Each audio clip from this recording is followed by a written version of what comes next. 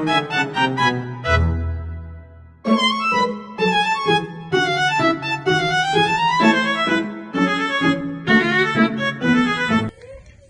Tina. Halo Ibu. Oke, selamat datang di ruangan Ibu. Iya, terima kasih karena Tina sudah datang ke sini.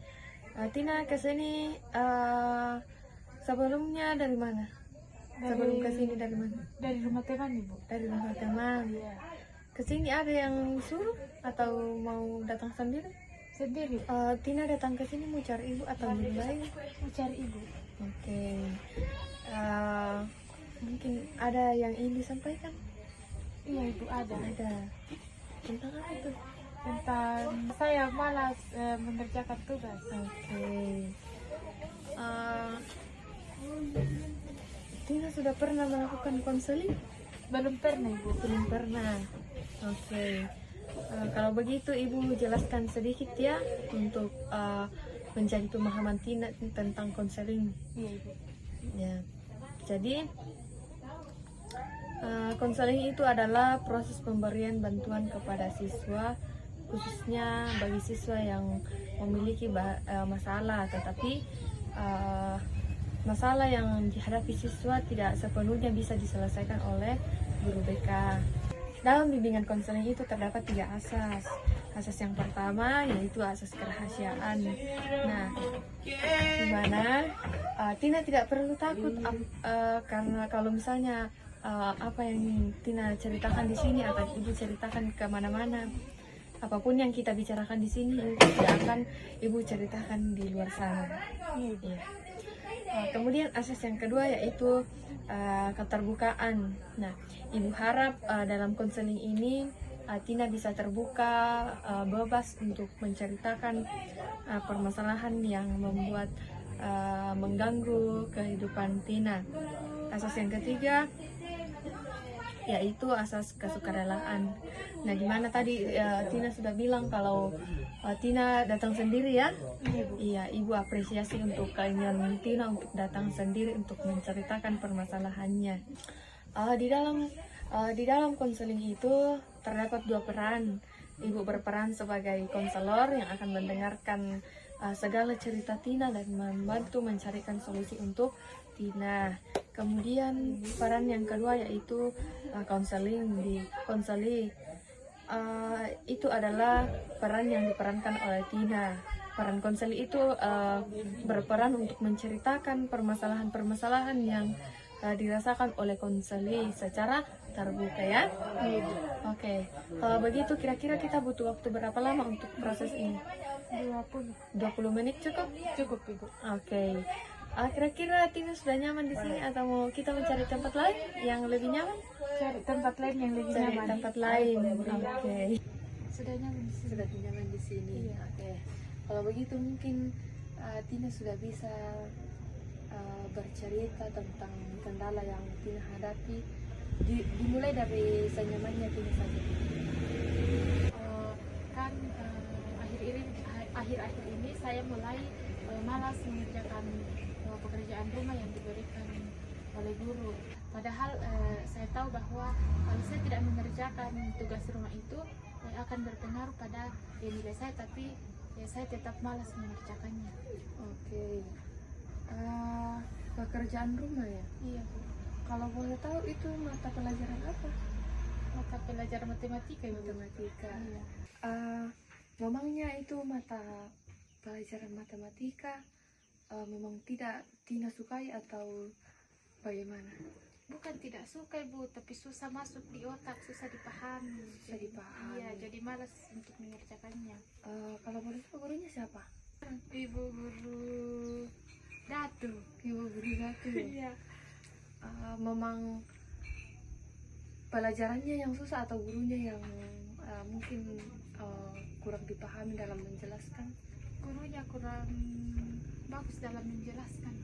Oke. Pada saat pulang ke rumah diberikan tugas. Iya. Kenapa? Apakah ada kendala lain yang membuat Tina malas atau tidak, atau mungkin tidak sempat mengerjakan tugas? Lebih suka pergi jalan-jalan. Lebih suka pergi jalan-jalan. Iya. Jalan-jalannya sama siapa? sama teman-teman. Sama teman-teman.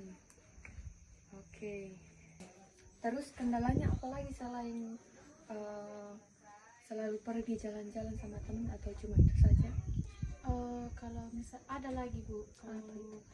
misalnya saya belajar mati-matian, misalnya ada UTS, saya itu nilai yang saya dapatkan itu kayak sama Ji, jadi kayak percuma belajar karena sama Ji dengan kalau tidak belajar, jadi mendingan tidak belajar.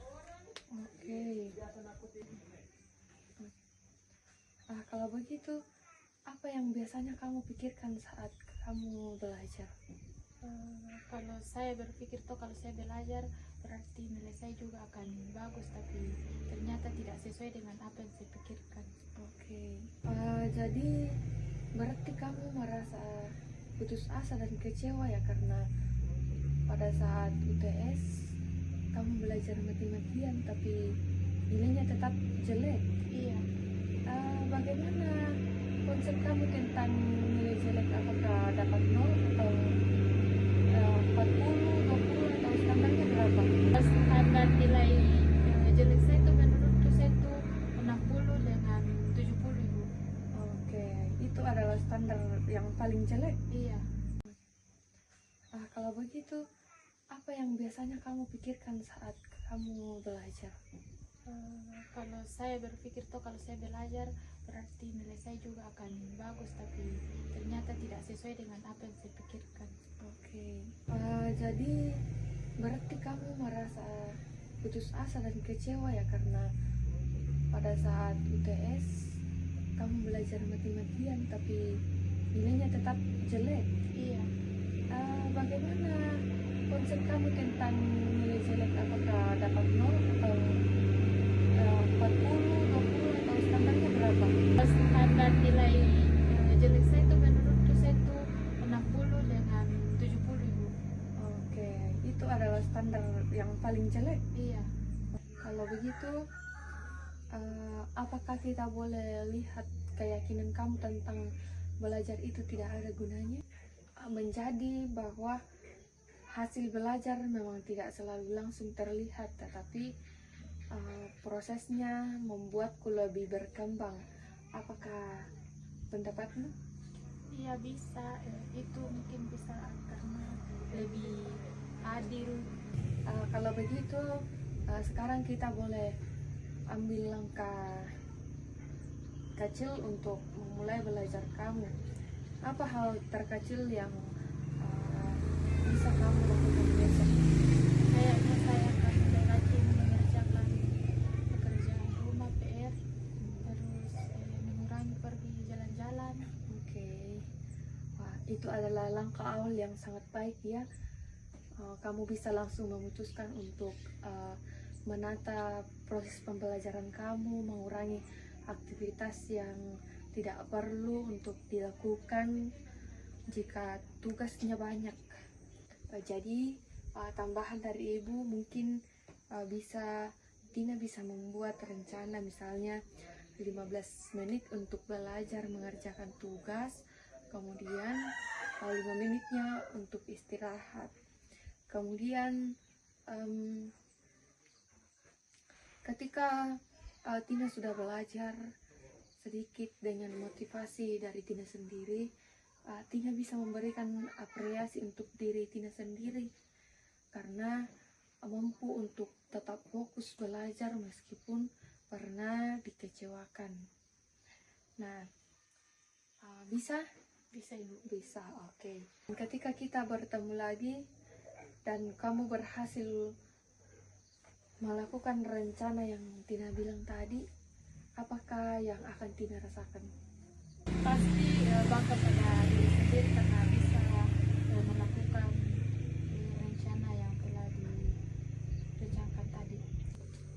Dan Tina juga harus ingat ya bahwa proses perubahan itu bukan langsung besar, tapi dimulai dari langkah kecil seperti yang Tina bilang tadi.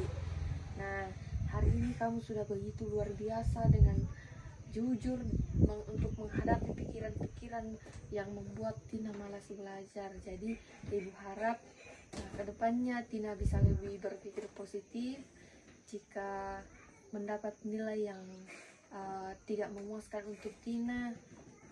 Katakan saja bahwa mungkin ini adalah proses dari hasil yang saya